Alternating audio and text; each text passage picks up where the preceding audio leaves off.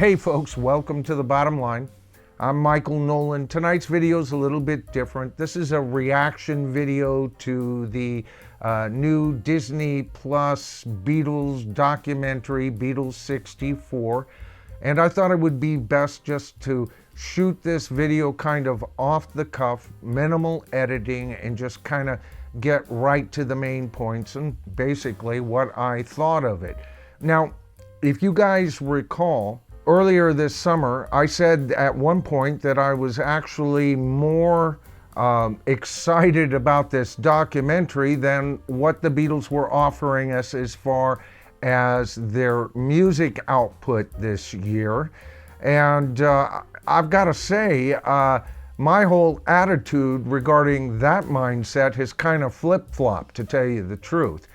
I'm actually more excited, not about the box itself, that thing is way freaking overpriced, but a couple of those albums at least I am interested in, and they're at a decent price, and I'll probably catch a couple of those at Walmart, at least at my next trip to Walmart.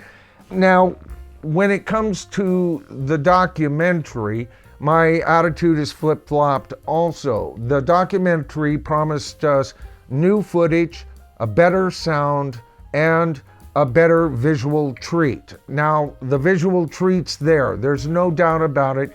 It's a wonderful visual watch. And if you haven't seen portions of this documentary, you're not going to be disappointed there.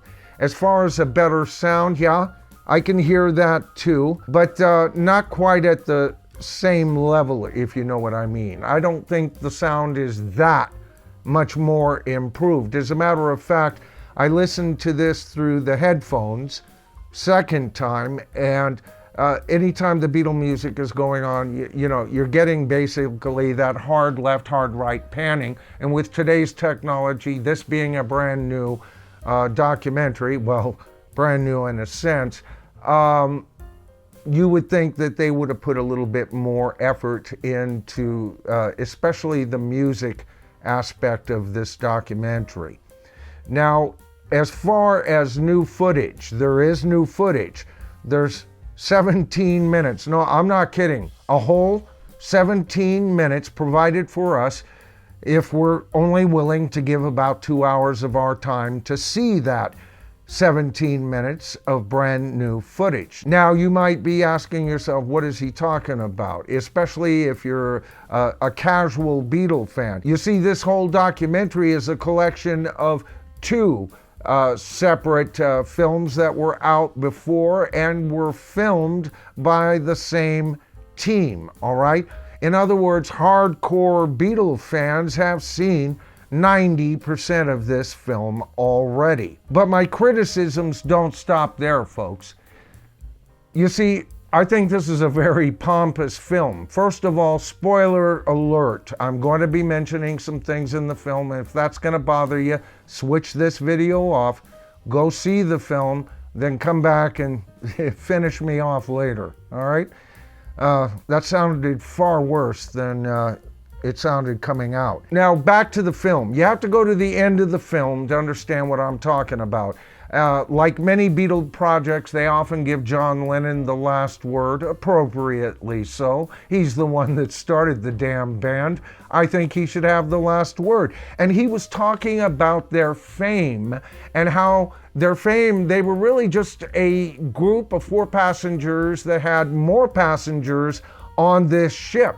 It's just him and the other 3 lads were at the top of the mast and could see the horizon a little bit quicker than those on the deck, all right? Now, that's a very humble way of looking at, especially when you consider the music these guys put out. And as far as I'm concerned, there is more emphasis on their how they're seen and how they came off visually in this film than there is on the music.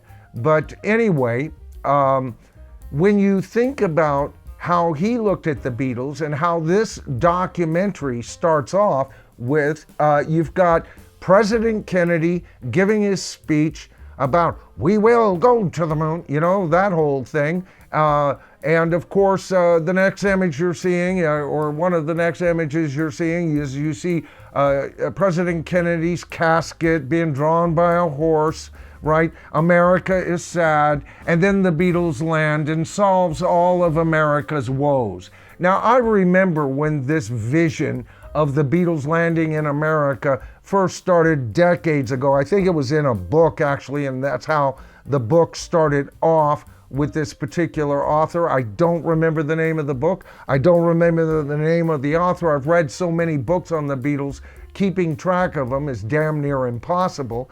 But he started off the book like that too, like the Beatles were the saviors. All right, I was there. I remember the Kennedy and Nixon debates that they had. My mom went over to her friend Carol's house and we saw it there. I remember his inauguration. I hazily remember the Cuban Missile Crisis as being on the news a lot. And then I remember his death. We got sent home from school. I came home, my mother was in the living room watching the TV and crying and bawling her eyes out. I knew this was a big deal. But this was a bigger deal, I should say, to the adults at that time. We kids weathered it rather well. We were stunned, no doubt, but I don't remember any birthday parties being canceled or Christmas being canceled or anything else being canceled. New Year's Eve or a boy trying to get to first base for the first time. All of those things continued. Of course, as we grew up, we realized further the impact of this assassination.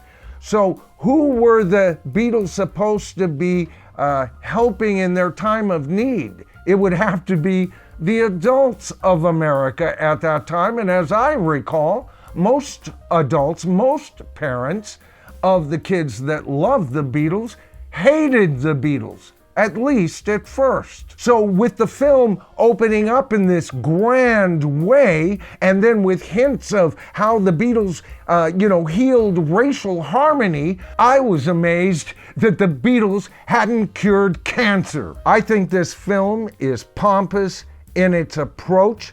It's a lot like a lot of things these days. It's trying to rewrite history. You know, the Beatles were important. They're my favorite band of all time, but the Beatles shouldn't be judged by their appearance or their impact in the United States. A falsified impact, if you follow this documentary. They should be judged by their music and their music alone, because you know what? That alone makes them the legends they are. All right, folks, that's the video for tonight. If you enjoyed it, please give me a thumbs up. That helps the YouTube algorithm kick this thing out to more home feeds. And if you haven't subscribed to the channel as of yet, that's easy. All you have to do is hit that subscribe to the tribe button, tap that top bell icon, and you will be notified of all my future videos. I want to hear from each and every one of you, even of those of you who disagree with me. I'm going to be running a poll on this, and I want all of you to be sure to vote on it. It will probably have already been out by the time you see this video. This is the first thing shot. When I'm done shooting this, I will put that poll up, and then I'll edit whatever I can out of this mess, and then you'll see my video. All right? And then when you respond in the comments, you're only proving that we are the tribe.